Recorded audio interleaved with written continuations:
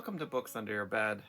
I'm Wesley McCraw. When I think of books under your bed, this is one of the first books that comes to mind. Mothmeister. Dark and dystopian postmodern fairy tales. Mothmeister has grown pretty popular on social media sites for obvious reasons. Their photography is amazing. It's definitely morbid, but it taps into deeper emotions and themes than just disgust. It's often spiritual, religious, beautiful, tapping into sort of this idea of a spiritual connection to those past.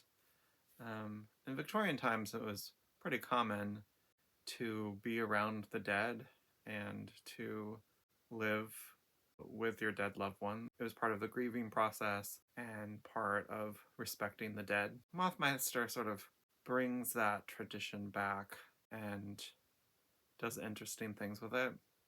On top of the costumes that they use, they also used taxidermy animals or stuffed animals to create sort of a interesting juxtaposition and relationship between the costume characters and the animals.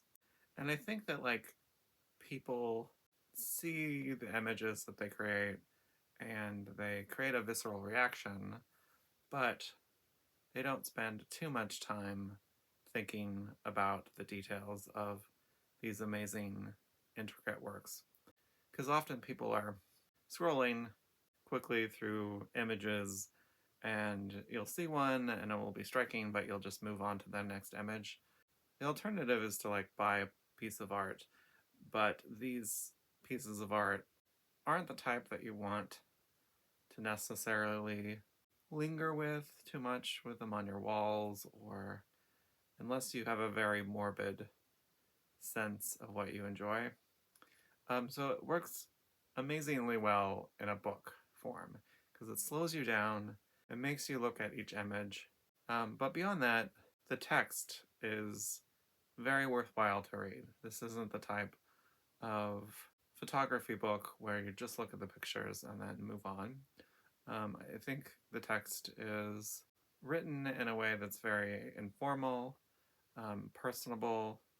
It interviews a lot of the artists associated with Mothmeister because it's more of an artistic collective of people working together to create these photographs. But it also explores the history and places that the photographs are taken, and these can add a lot of resonance and meaning to the costumes and what the artists are going for. The book starts fairly mildly, where I felt very comfortable with the content, but the content continues to intensify until I was genuinely disturbed by the time I reached the end. And I think that this sort of escalation as you go through the pictures is a wonderful effect that you would never get from just scrolling through the pictures on the internet. That's some of my thoughts about this release from Mothmeister. I just got the one that came after this, and so I'm going to be reading that one soon.